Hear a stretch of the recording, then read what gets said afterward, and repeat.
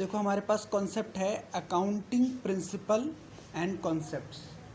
Accounting principles and concept, accounts के नियम, standard भी बोल सकते हैं। अकाउंटिंग प्रिंसिपल, स्टैंडर्ड्स, कंसेप्ट्स, यानी जैसे हर चीज़ के नियम होते हैं, कानून होते हैं, ऐसी अकाउंट्स भी कुछ आपको नियम कानून सिखा रही है। इसका आप उल्लंघन नहीं करना जब भी आप अकाउंटिंग करना, चाहे ऑफिस में करना या चाहे स्कूल कॉलेज में पढ़ाई के लिए करना। यानी प्रैक्टिस के लिए भी ये एप्लीकेबल है और स्टडीज़ में भी ये एप्लीकेबल है, ये सारे प्रिंसिपल। और ये सारे नहीं है, मैंने लिमिटेड लिए हुए हैं जो आपके लिए रेलेवेंट है। देखो सबसे पहला कॉन्सेप्ट है बहुत important, money measurement concept. Money measurement concept, accounting कहती है जिस चीज़ को मनी में मेज़र कर सकते हो उन्हीं चीज़ों को हम बिजनेस में रिकॉर्ड करते हैं, बाकी चीज़ों को हम रिकॉर्ड नहीं करते। जिससे हमारे या तो पैसा आएगा या जाएगा उसी को हम रिकॉर्ड करेंगे। जैसे कोई दान पुण्य का काम हम रिकॉर्ड नहीं करते, किसी के चोट वगैरह लग जाती है हम रिकॉर्ड नहीं करते। बिजनेस में पैसे की ट्रांजैक्शन को हम रिकॉर्ड करते हैं जिसको मनी में मेज़र किया जा सके, अदर चीज़ को हम रिकॉर्ड नहीं करते। दूसरा है बिजनेस एंटिटी कॉन्सेप्ट। ये इंपॉर्टेंट कॉन्सेप्ट इसलिए है क्योंकि ये बताता है कि गलती ये मत करना कि आप अकाउंटिंग किस में कर रहे हो, बिजनेस पर्सन की।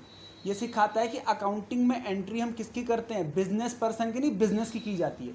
जैसे मान लो मैं हूँ ध्रुवकांत सर और मेरे इंस्टीट्यूट का नाम है एडुरन फाउंडेशन, तो आपकी एंट्री, आपका एडमिशन कहाँ हुआ है, एडुरन फाउंडेशन में। ध्रुव सर आपको पढ़ा रहे, तो आपका इंस्टीट्यूट क्या है, एडुरन फाउंडेशन। आप किसकी बुक में एंट्री कर रहे हो, एडुरन फाउंडेशन। मैं एक अलग एंटिटी हूँ, इंस्टीट्यूट एक अलग एंटिटी है।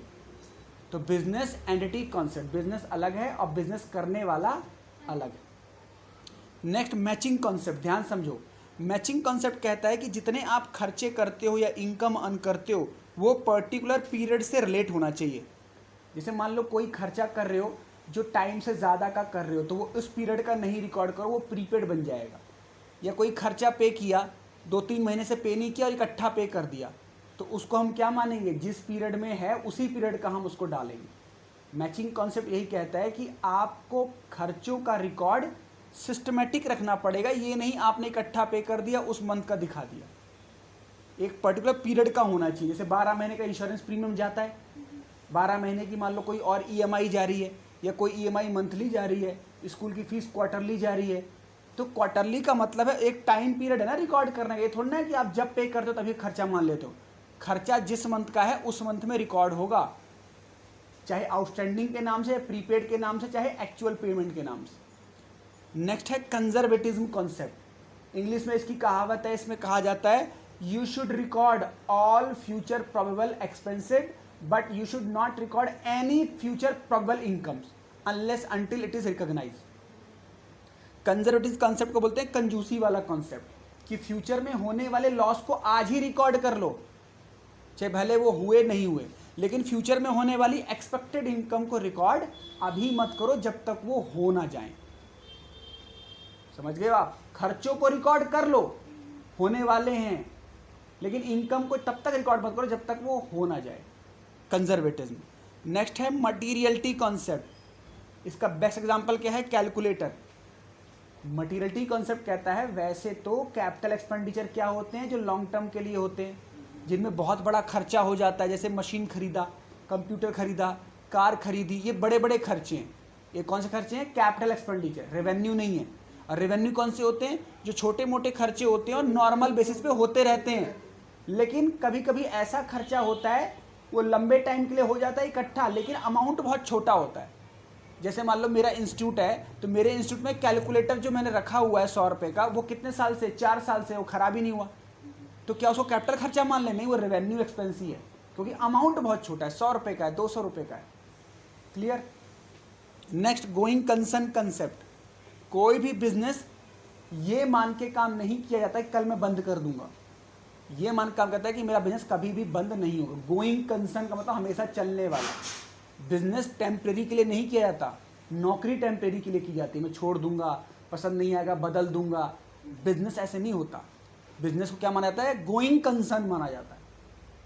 ठीक है। और लास्ट है एक्रूअल कॉन्सेप्ट। अक्रूअल का मतलब होता है जैसे ही आपको किसी चीज़ का अधिकार मिल जाता है आप उसको रिकॉर्ड कर लेते हो। जैसे आप नौकरी करते हो, 1 महीने काम करते हो, लेकिन सैलरी आपको मिलती है सेम मंथ नहीं मिलती, अगले महीने की 7 तारीख तक मिलती है, ऐसा नियम है।